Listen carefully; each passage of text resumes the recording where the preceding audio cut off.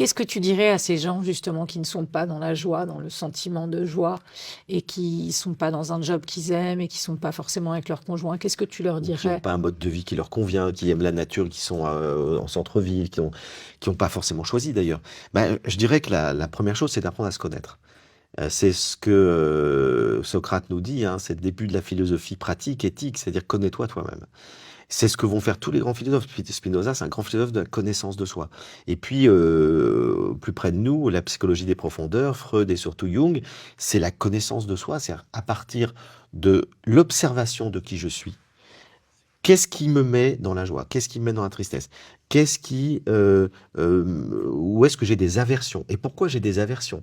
Pourquoi tel type de personne m'insupporte? Pourquoi tel type de situation me met dans la tristesse? Observer, comprendre, analyser.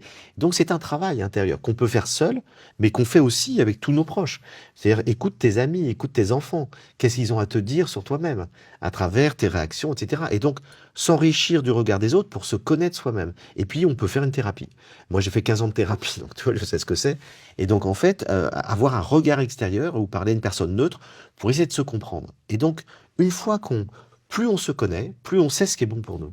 Plus on sait ce qui nous met dans la joie, ce qui nous met dans la tristesse, ce qui peut nous permettre de grandir ou ce qui peut permettre de diminuer. Parce que Spinoza définit très très bien les choses. Il dit, la joie vient en fait de la croissance. C'est parce qu'on grandit qu'on est dans la joie. Un enfant qui apprend quelque chose, qui commence à marcher, il est dans la joie. Qui apprend un mot nouveau, il est dans la joie. Et ça continue toute la vie comme ça. Par contre, quand on régresse, quand on diminue, on est dans la tristesse. Mmh.